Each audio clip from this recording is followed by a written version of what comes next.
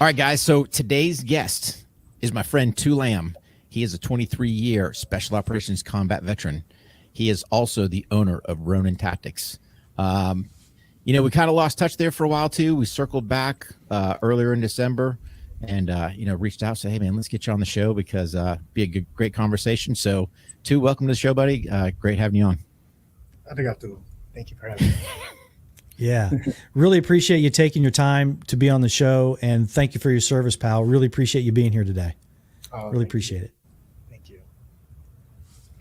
So I think Mark had we were going to jump right into this thing. I think he's got a self-defense question for you from a recent incident that happened. Yeah. So do you have a application of delivering and guarding from an open hand Will Smith smack? But either backhand or forehand. Well, Rick should tell you it's all about situational So yes, we do teach the open hand slap. Yes, it even gets up to that point and you messed up everything else. So, is there a self-defense? Situational awareness, right? So try to Yeah. Yeah. I tell you what, you're going to have a huge enrollment of performers, comedians to defend just that. So, yeah. Yeah, just got to start off with a little humor too. I mean, that was just one of those things. But yeah, you hit the nail on the head. But a lot of people kind of know your background, kind of know everything that's happened. One thing for me, and I think I'll be a little selfish on this show, is just kind of asking some Rick questions. Just because it's been a while since we chatted. Just go into a little bit of detail as far as the trip you took to Japan. So I know it was kind of post. I don't know if fame's the right word, I guess, post kind of people knowing more who Tu was, and just that whole experience, because it sounded absolutely phenomenal, some of the things you were able to do over there. It was great, Rick, and thank you for asking about that. I love that trip, but for me, during that time after post-military career, like a lot of us, man, I was really messed up. And, I worked on myself, I would say I was at my third year mark. And, at that time, we got picked up by the History Channel, and our training really took off, and the special operations community started adapting our gear. So we started rising really fast, but mentally I wasn't there, man. I was really in a bad place. So my wife and I and close friends took a trip to Japan, right? And I wanted to walk the path of Bushido, as in I wanted to go visit the 47 Ronins. I wanted to visit Takagawa Ietsu. I wanted to see the history that I read so much about as a young boy. And they attached a journalist to me, a Japanese journalist, because at that point in our I would say success, at that point we were being noticed around the world, and the Japanese noticed me in the tactical industry. So they wanted to attach a journalist to me, and they wanted to basically follow me all through Japan and take pictures and write a story about a modern day Ronin. But what's really unique about that whole trip, Rick, was that we travel everywhere. We went into Tokyo, and then they had this sword collector. So he was an antique collector, right? And he shut down 3 floors of his collections. Rick, this stuff was dating back 800 years in some of the armors and swords that I was holding. And I want to put this out to the viewers, is that those swords and that armor, it was Bushido, it was Budo. But what Rick would know is he's a history man, was after World War II, when General MacArthur declared that victory was the peace treaty, that the Japanese had to turn in their swords. Yeah. And they melted them down, they bandsawed them. So what I'm saying is, what I saw in these 3 floors was what went underground. For the original armors and sword, they went underground. And this man, this collector, he had this book, and he would talk about the clan and the battles, and he asked me to pick 3 items. And I have these 3 items in my home now, and it was chain armor from a Ronin, and it was dual swords, heaven and earth. And then, so that was really cool. And then they made a sword for me. It was called Heaven and Earth. Kiko made these dual swords. So I went out to his hometown and where I did the ceremony for the swords. And what's really cool is like, those swords made on Call of Duty, they're Heaven and Earth. Mm-hmm. So the swords that they made for me in Japan made into that game. So it was really kind of cool to see that. Yeah. When I went to the 47 Ronin, I paid my respect to the Ronins, and not a lot of people understand the significance of 47 Ronin. You watch Keanu Reeves movies, but what I want to explain to you why the 47 Ronin was so valued in their history is that, the 47 Ronins took place during peacetime Japan, 100 years after Tokugawa Ieyasu brought peace to all Japan. So samurais during that time, they were not going to battle. They became a symbol of a warrior, but they never experienced war and battle. And they were peacetime, and they lost their way, as in they drank, prostitution, women. They lost the way of Bushido. And the way of the samurai was to serve their daimyo, onto death.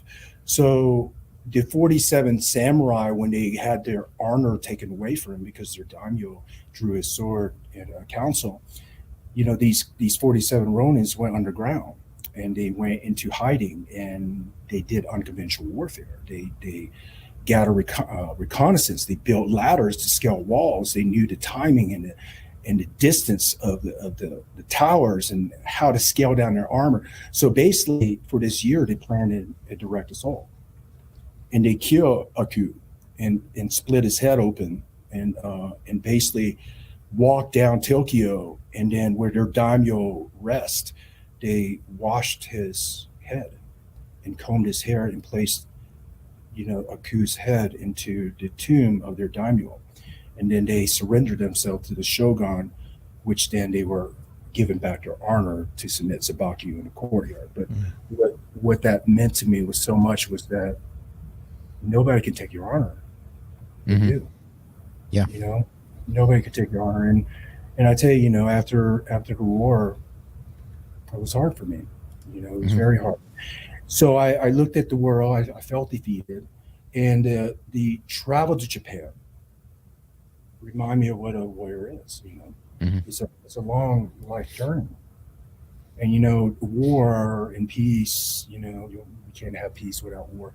But the thing is, it's a journey, and life is a journey, all the way to the end, to the last breath. And I was so defeated, Rick. I was so defeated at that point in my life. And it reminded me of what the Bushido Code was.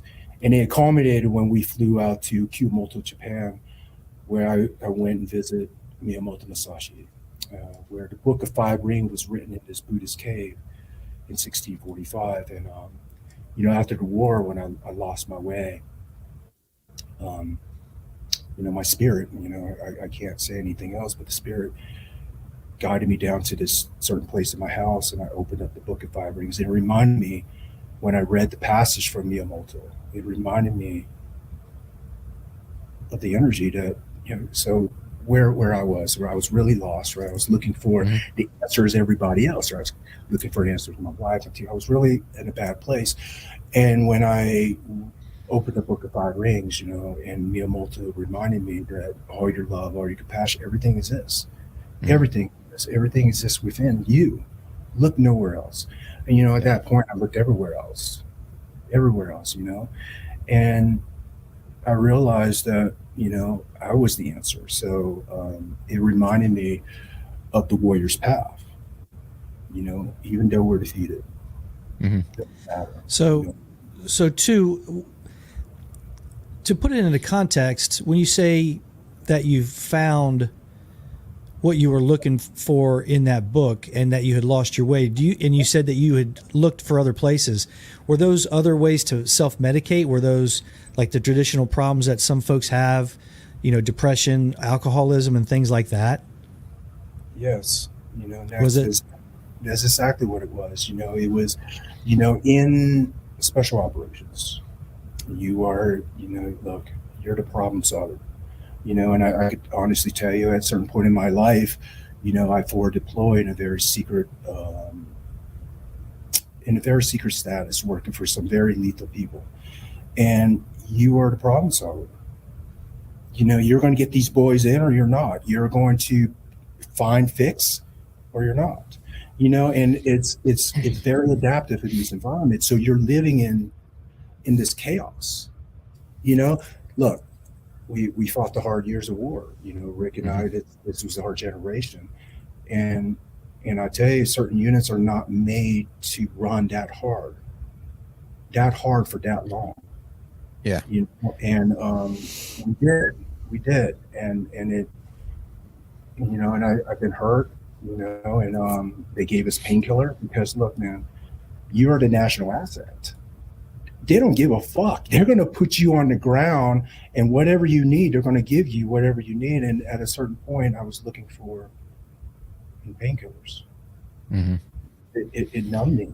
It numbed me from Yeah. a loss. It numbed me from fear. It numbed me from loss of my teammates. So I was very addicted to that. And when Sashi reminded me, I dumped all those pills down the toilet at that moment because I had lost my way. But you hit up a great point too, right? We are the ultimate problem solvers, except for our own problems, Yes. right? It's how many guys out there? I mean, you're guilty of it. I'm guilty of it. It took a long time to go, hey man, I am not. Here's a prime example for me. I didn't go to the physical therapist till I had one arm that wouldn't pull and one arm that wouldn't push. Right? It's like we're having some dramas here. Little day late, dollar short. Why don't we fix it earlier? Because again, you're just looking at the go. And you hit up a key point that we're the ultimate problem solvers for, if you want to say, other than our own internal problems. That's a key part that I don't think we have a good handle on per se. I think those of us that have gotten out, that have kind of gone down that journey, understand. Now it's trying to reach out. How do we reach out to our mates that are still potentially in? How do we reach out, to mates that are out? Just do those checks on people, because that's the key part, I believe, to helping everyone, if you want to say, be more successful, heal, whatever word you want to use, from all those years. Rick, I really had a hard time with that, with reaching out and talking. I wanted to close off those years, and, the power. Look, man, so recently I was invited to Fort Bragg, North Carolina, and I was asked to speak to the graduating class, So 500 Special Forces new students, and, what was really interesting. I didn't even know what to say, right? So I got up there, and I said what came to my mind. It was, guys, I was there when I was 21 years old. I was sitting where you're at, and, I was anticipating what the teams were like. And I talked about the powerful why. Why we did what we did. And I tell you, Rick, what we don't understand is that we have this energy. We have this energy that a lot of people don't understand. And when we get together, when I step away from this energy, when I come back, I feel it. The warrior energy. And it was very draining for me. It was very draining speaking to these Special Forces guys. But what I found when I walked away, because I became Ronin, the further away I went from the mindset of what made us warriors, as in the further away that I walked away from the community, the more I heard myself.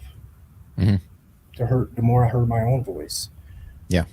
And that was critical for me to recover, because I had to walk away. I had to walk away from the fire. Yeah, and I know you'd mentioned it before and some other stuff. That inevitable question that everyone asks themselves: when do you know when it's time? Trust me, it will present itself.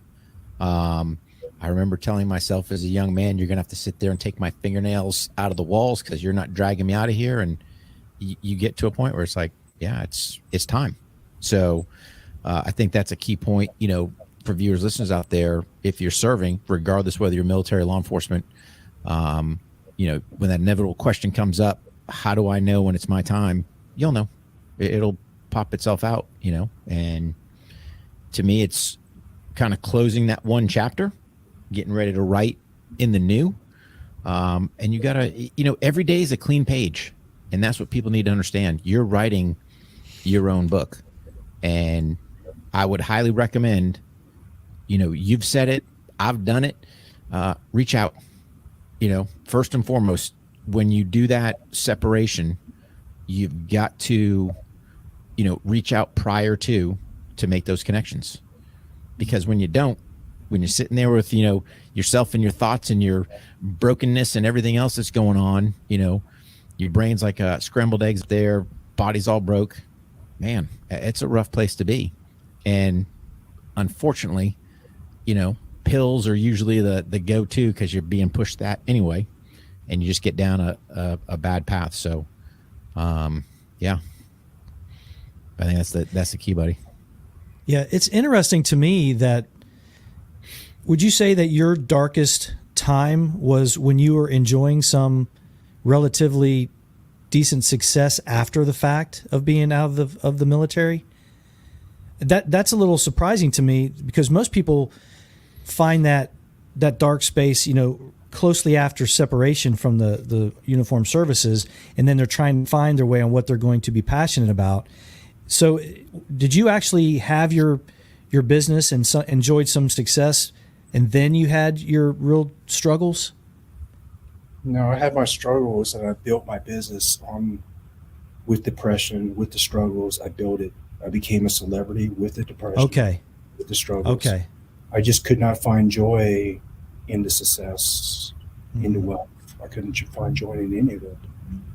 Yeah. But that trip to Japan, though, was kind of a key pivotal point for you, correct? In kind of getting that healing's the only, I don't know if that's even the right word, or maybe just giving you direction. I don't even know the right word to use for it. Maybe you've got a better word. But kind of just bringing it full circle. Rick, what made us great in the military? And look, I went through a lot of, I was that guy at 5 o'clock in the morning running on a treadmill, listening to some doctor talk about mind and body. I was that guy, right? I was that guy who forced my aching body, defeated body to drive 15 minutes to a gym. It didn't matter, right? Mm-hmm. But the thing is, what I found in the end was this: we became who we are because we have a high standard. Mm-hmm. We have an incredible standard. Yep. And the thing is, when you have this standard, right, this high standard, you have to have some form of significance. The thing is this: when I became an entrepreneur, if I held on to what worked for me in the military, which was a high standard and significance. Look, my high standard and significance is what made me successful as an entrepreneur, made me successful as in special operations, but I would never find happiness. Mm-hmm. I'll never find happiness there because I'm so worried because my standards is low, I'm worried about what other people think. Yeah. I'm worried about what other people think. Think about the teams. We're worried about what other teammates, because you don't want to let them down, right? You never want to let them down. But what happens if your teammates are not that great of a human being anyways? Mm-hmm. And what you perceive in war, right, works in war, but it doesn't work in peace. Yeah. And look, man, I rose up really fast in the industry. And along with success comes judgment, comes hate. I'm not a perfect guy. I made my share of mistakes, but the thing was, I put too much effort into what others thought of me. Mm-hmm. And after the Japanese trip, this is what happened. I had it all, in my mind, but I let the environment take over. In Masashi's cave, Ruthie, she went down, and it was very weird because the guide that took us there, he said, usually this is a park. People will go here. This is I was in the Buddhist temples, mm-hmm. right? I was sitting in this cave where Miyamoto Masashi wrote this Book of Five Rings, 1645. And you know what came to me, Rick? What's that? Forgiveness. Forgiveness. You know, I held on to fire so long, and when I was in that cave, I forgave everybody. I forgave myself. Yeah. Well, and when I did that, when I forgave, the energy of hate left me. Mm-hmm. You know, like you said, you know, Rick, we need to reach out. We need help. You know, I was recently at a veterans project. I was a keynote speaker. I was raising money for these mental health veterans. And the thing is, you're right. Giving back is how we heal. Mm-hmm. We're all connected in our souls, right? I feel, Sure. you know, we're all interconnected. When we help each other, we have fulfillment. Yep. So that's what I live for these days. After my Japan trip, look, I'm still successful. My business is going up. You know, we sign on with Springfield, we sign on with Infinity Ward, Call of Duty. You know, we're successful in that way, but that's not what I'm going for anymore. What I'm going for, Rick, is fulfillment. That's your why. Yeah. That's my why now. You know. Yep. Because you know, it's amazing. Yeah. Go ahead. Sorry, Mark. buddy. Go ahead, Rick. No, I'm gonna let you go. Then okay. I was just it's amazing to see Tu's face change when you simply mention the trip to Japan. Mm-hmm. It's amazing. It's amazing. So, man, what a lesson that is. And you're right. We talked about it to our patrons and on our shows a lot of times is the outreach. We love talking to these young military and LEO guys out on the range, not just about, you know, fundamentals and shooting, but just talking to them. And it's just a great thing. You know, Rick does a lot of outreach with his church and you know, we here at the Kelley household, we do with the food insecurity around in our communities and stuff. You talk about finding some fulfillment that has nothing to do with what your skill set is, then you really have something. You know, you really have got something to grab onto and just be a part of something other than, you know, what we've been used to for the last 30 years. But hats off, man. What a great story. Inspirational, for sure. Thank you. You know, and people ask me, what's your secret to? You know, what's your secret? There's no secret. There's no secret. And look, the secret, if you want to put a name on it, discipline. Mm-hmm. It's discipline. You know, it's getting up at 4 o'clock in the morning. I don't have to. I'm retired. I'm an entrepreneur. I run a very successful guy. People work for me. But the thing is, I get up at 4 o'clock in the morning. I work on myself. Yep. Right. And the thing about this, you know, is when I was running on the treadmill, listening to these doctors talk, man, we train ourselves all wrong. Look, I had discipline, right? Rick, look, we all had discipline. We're military men. We had discipline. Mm-hmm. Thing was this. When you're not in the military anymore, you don't have some timeline that you have to meet. Did you even have it? Yeah. Did you even have it? You know, and I would tell you, a lot of my peers, they didn't. Yeah.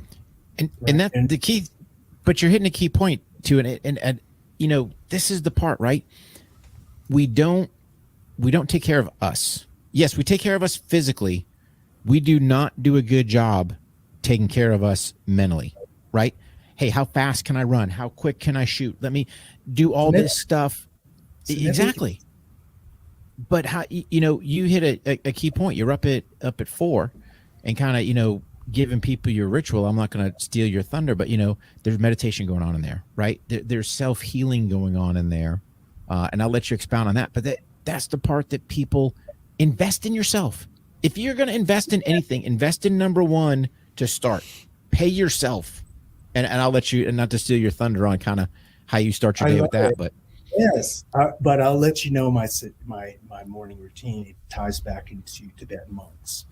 You know, after my time in Zamboanga, Philippines, we were doing the global war, right? And Abu Sayyaf, you know, so the global war. And we lost some teammates, and we rotated out of the Philippines. And we were doing mountain warfare training, 18,500 feet. Mountain warfare training with these Indian commandos. And man, the environment was so harsh, you know, in the Himalayas. And I tell you, Rick, you know, during the weekends, you know, my teammates would R&R, man, they're tired. But, you know, as a young Buddha, as a young samurai, I had to go visit Tibetan monks. And let me explain this. Every week I would go visit these Tibetan monks. Every week. But I want to explain this to you. I had a conversation with this monk, and he said, if you try to get to know me, would you not make time for me every day? Would you sit with me? I said, yes. He goes, would you make time to have a conversation at lunch to get to know me? I said, yes. Every day? I said, as much as I want to get to know you, yes. How many times do you sit with yourself a day? Mm-hmm. So how do you know who you are unless you sit with yourself? And look, man, I'll tell you this, Rick. You know, I became special operations, you know, because I had a certain energy in me that I couldn't understand. I never understood why as a young age. But now I reflect, I was escaping genocide at a very young age. You know, I saw my family members die, you know, in prison in front of me. And I knew, and I was adopted by the special forces. But the thing is, man, you know, I knew what I wanted as a very young age, and I knew what I wasn't, which was, man, I wasn't fit. I wasn't, and, you know, I was malnourished. We escaped. I lived in a refugee camp, you know, and the thing was, I realized that we have one life. And I knew this at 9 years old, believe it or not. You know, at 9 years old, Rick, I was getting spit on. You know, think about post-war Vietnam. I was the face of you know, hateful war. So I was getting spit on. I was told by all sorts of names. I was called by a lot of demeaning names. And, you know, at that time, I was so lost. And, you know, and people always ask me, too, you know, you're Vietnamese. Why are you so samurai? You know? So let me explain why. Because, you know, my father left us. And, you know, like any child, it's very hard at a young age to be divorced, and I was adopted into a American Special Forces, you know, stepfather, and he was very strict. So I went from 0 discipline to 100 discipline, but my mother brought in a box, and within the box was these 4 VHS tapes. And the first tape I pulled out was The Art of Budo. You know, and I want to explain this to people is that it taught me strength where I had none. Mm-hmm. So I walked the path of Bushido, and I was willing to die for this, you know, and the 7 virtues of Bushido. But I'll tell you, you know, Rick, like any one of us, the war was very hard. Mm-hmm. And, you know, and I'll tell you, I lost my way. You know, but Musashi and the defeats of who I was as a human being, I was defeated again. Just like I was 9 years old after the war, I was defeated. And what made me who I was at 9 was Bushido, the warrior. Mm-hmm. And what made me who I am today is Bushido, the warrior. Just like you, Rick, you walk a code, and we're willing to die for this. So what made me different after I got in the army? Because I was defeated. Why wasn't I willing to die for this, right? Because we don't arm ourselves with the tools. We don't know the tools. Yep. Right? Discipline is not going to cut it. It's only going to get you so far. It's only going to get you so far. You have to embrace what is beautiful in this world. Good morning. The beauty of life. So here's one too. Expound on gratefulness, because I think we are in such a negative world, right? And nobody, you know, we're having a conversation with our patrons, right? And they're talking about stress and all this other stuff. I'm like, well, first of all, you're on this side of the dirt, right? Life's good. No one's trying to kill you. You got nothing to be stressed about, you know? But I know I've heard you speak before in the past, gratefulness. And I think it's a key message that people forget. If you want to expound on that some. Yes. Yeah. So, you know, during my study of mind and body, you know, we're all, you know, programmed the same. We're all built the same. God built us all the same. From day one, we're all built the same. We are hunter-gatherers, and we always look for the dangers in the environment. We look at the dangers when we're hunter cavemen trying to, you know, find our next meal. You know, saber-toothed tiger can bite us. You know, damn T-Rex, Nollis and this. You know, through through thousands of years, 200,000 of years of evolution, survival. So, okay, well, you and I are different. We've been to war. All of us are different. We've been to war, so we understand survival. But in today's domesticated world, what is the danger? Social media, what other people think about you. Your negative thoughts in the world, because you 200,000 years of evolution made you look at negative shit because that's a survival instinct. So you have to train your mind to look at the beauty in the world. It doesn't come. You don't just wake up, oh my God, what a beautiful morning. You have to embody that morning. And people are like, well, what's that mean, embody that morning? That means to sit in gratefulness, to sit in gratitude. What people don't understand is, man, gratitude is such a powerful energy. It's such a powerful energy that we overlook. We look at hate where we're like, yeah, hate, makes me, think about it, the world we've been in. Well, if you train your mind for me, 23 years, all I see is hate. There's nobody trying to kill me anymore in some foreign country.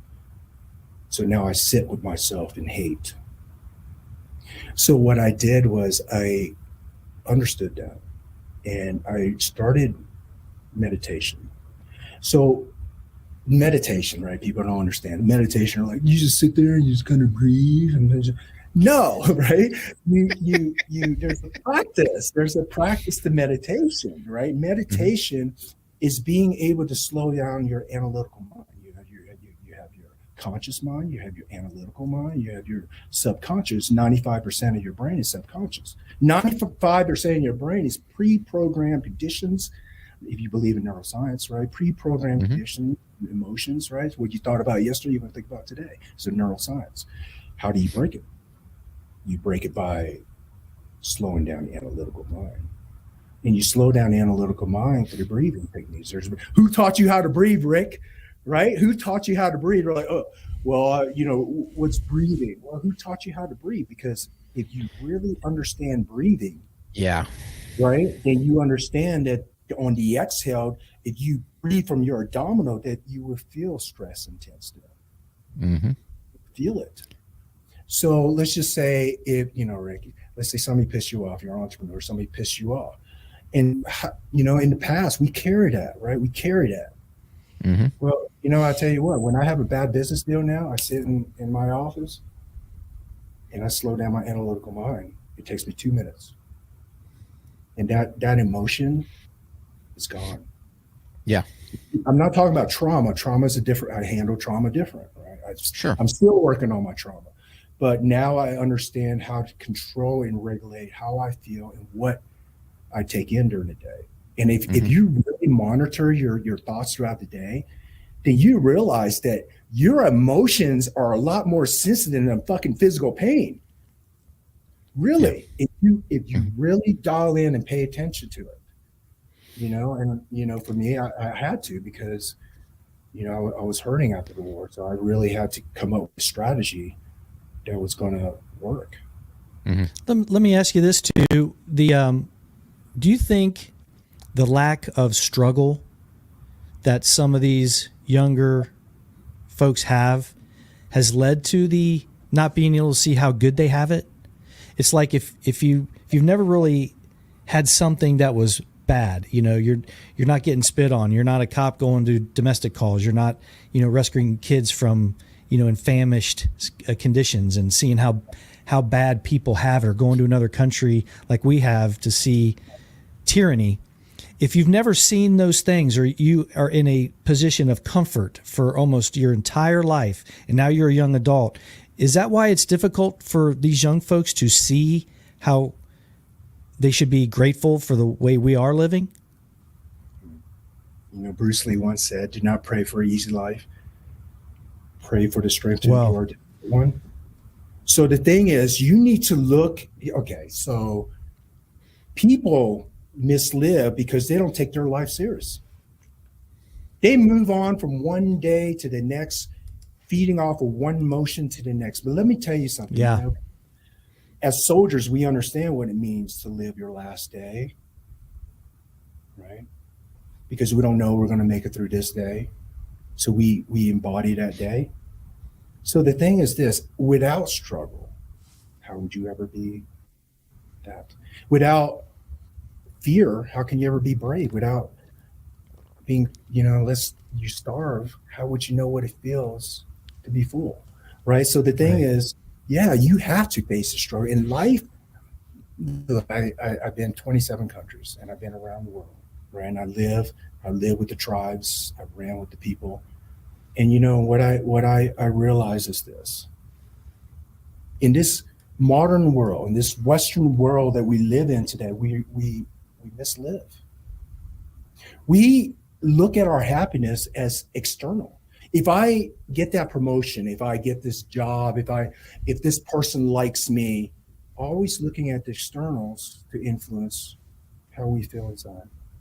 And if you live with some of these people, some of these tribes, then you understand that they live very simplistic, but yet they're so full.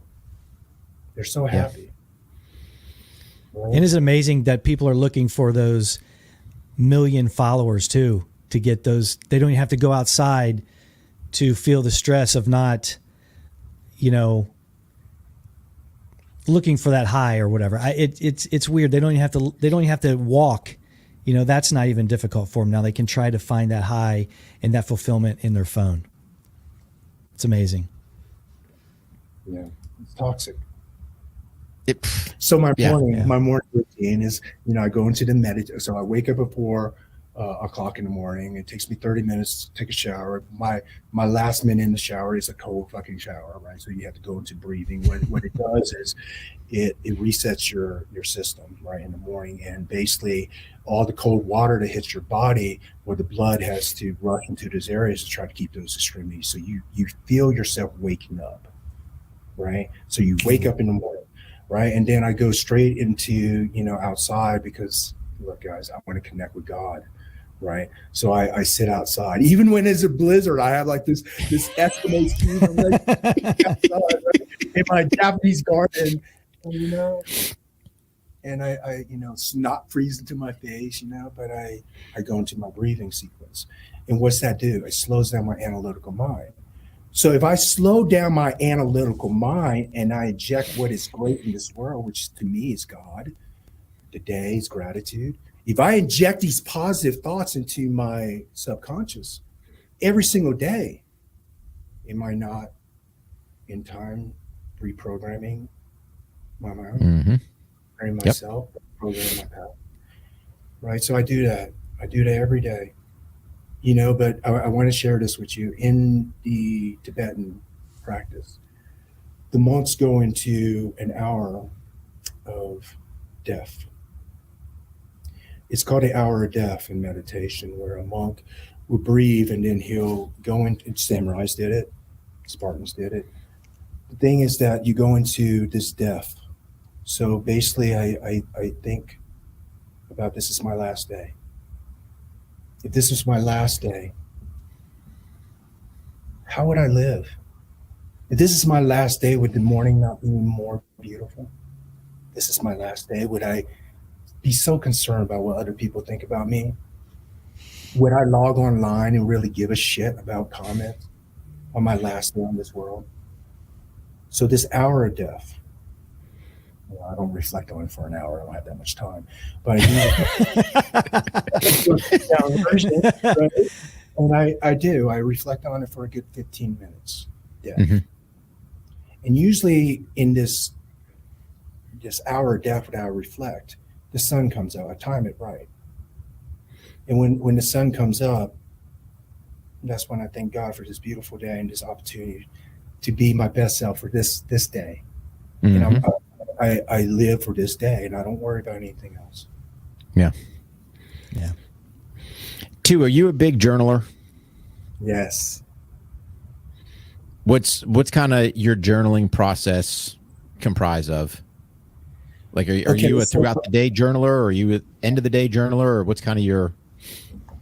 I carry a journal with me everywhere I go, right? And I have these ideas that pops up, and I'm an artist, these days. So when I say I'm an artist, is I have to be, right? I come out with products, I come out with social media content, I work with Springfield, so I have to be an artist in how I come in stuff. So I have ideas that pop up in my mind throughout the day, and I have a notebook nearby. But I tell you what, man, let me explain journaling. In the morning, I journal. It's different practices of what I do. In the morning when I journal, I write down 3 things I'm most grateful for. Physically write it down so I can visually see it. Mm-hmm. And what I find when I write it down, I'm transferring that thought to my heart, to my hands, to paper, so it becomes reality. Right? So I see it. For me, I'm thankful for my beautiful wife. I'm thankful for this, my parents, man, how much they gave to me for me to be who I am. I'm thankful for this beautiful day in my life and my heart. Right. So I write down those 3 things, so I visually see it. And then throughout the day, I write, for me, when I was healing, I had bad thoughts. So I write down thoughts, and those became my enemy. As in, I remember, I had a hard time with, negative comments. I wasn't used to dealing with this, and look, man, people laugh at it, but we were in a type plus A personality fucking community. If you had a problem with somebody, you knock the shit out of them. You go to their team room, and you fucking fight it out, or you shut the fuck up. Yeah. Now in this world, fake world, you can get away with these nasty comments, right? And for me, being a warrior, I really had a hard time with that because it goes against every ideal of a warrior. So I remember I wrote down all the things that bothered me, right? And in time, I realized what it was. I put a name on it. It was ego. It was ego. Nice. That became a problem. So all these fucking patterns that I had throughout the day, and these, when I get upset or somebody don't say hi to me or whatever, it's ego. So that became my new enemy. And I tell you, I'm still working on it. I still get my feelings hurt, but it's ego. And I work on that every day to try to calm that, because that's what made us who we are, Rick. If we didn't have ego, we couldn't have been great at what we did. Sure. So. No, I do mine a little different. I like to do the grateful thing kind of when I first get up. Hey, what are the 3 things that I'm grateful for as well? That's my kind of start. But I typically, my journal's a little different. Mine's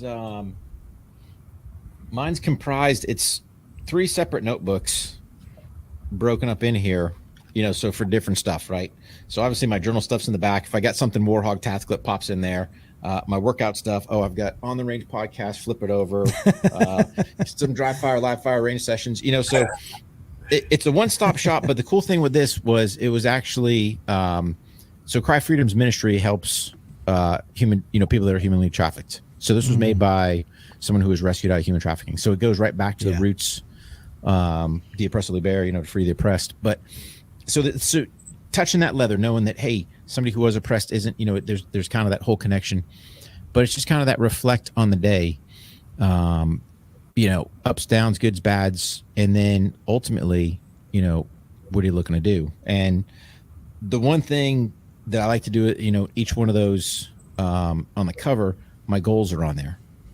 Now granted, ideally what I'm looking for is to clip those goals, right? Hey man, let's say hypothetically I wanted to run a 6-minute mile again, which I don't, but if I did, right? You can do it. I could. Here's the thing. I'll be an honest broker. Do I really want to spend that much time on the pavement trying to get back down to a 6-minute mile? Because trust me, it's going to be some work and effort and, whole separate discipline on that. Yeah. But let's go hypothetically, hey man, I shot for 7. Cool. Cross out 7. Hey, we'll go 6:45, so, I mean, the goals can change or change, or the bar can be lifted, but it's huge because you hit the key point, and this is what so many people are missing, and kind of the message I think we're all trying to share. It's all about you. It's how do you help you? How do you take care of you first?